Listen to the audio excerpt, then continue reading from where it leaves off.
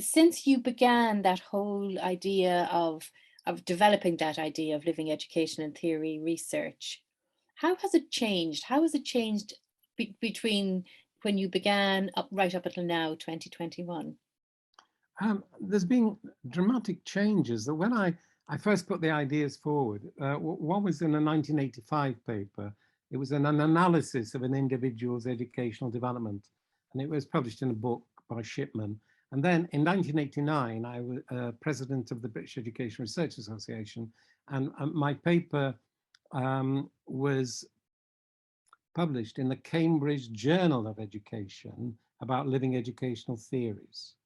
Now, when I began this process, the focus was completely on my own practice with my students.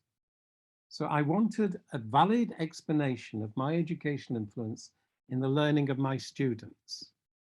Now, the way it's changed, and it's quite dramatic, is that I told you when I went into the University of Bath, it was trying to contribute to the reconstruction of educational theory.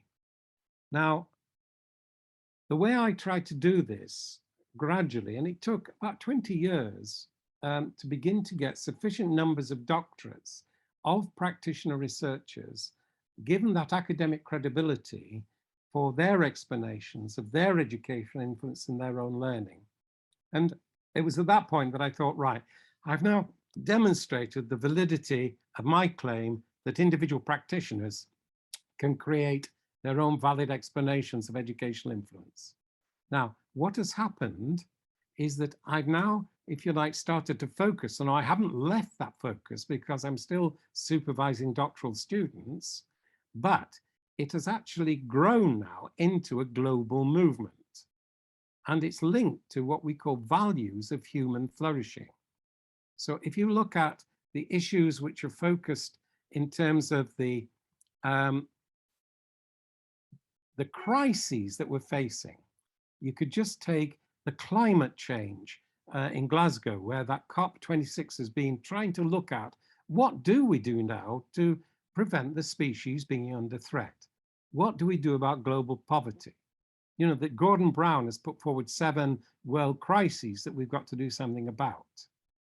If you look at Swaroop's work in India about life skills, that is now actually really important in terms of enhancing the flourishing of those values, which are actually helping with what we call the values of the flourishing of humanity. So my focus changed, Maureen. It hasn't left that individual focus on improving practice within a classroom or with students, but it's actually moved. I'll give you one example, that it became evident that at the University of Bath, they were not allowing the regulations, the submission of research degrees using e-media. And of course, this stopped the digital visual data being presented. So I was on Senate at that time, and a working group was set up to look at the rules governing the submission of research degrees. And after years of trying, it suddenly went through that Senate agreed that the regulations should change to allow the submission of e-media. Now, that is where I would say we're having an educational influence in the learning of a social formation. And with that, it opens up possibilities. Do you see that are different to what I was doing in my classroom, but nevertheless is very important for the development of living educational theory. And so now it's like in EJOLTS, the Educational Journal of Living Theories. It's like within NEARI, and where you opened up that possibility last week of me addressing the professional service, you know, for teachers. 91 people were there. Now that, as a social movement, offers great opportunities to research one's own practice. So that is what I think with you as well, that the focus and the context is extending and deepening as our lives continue.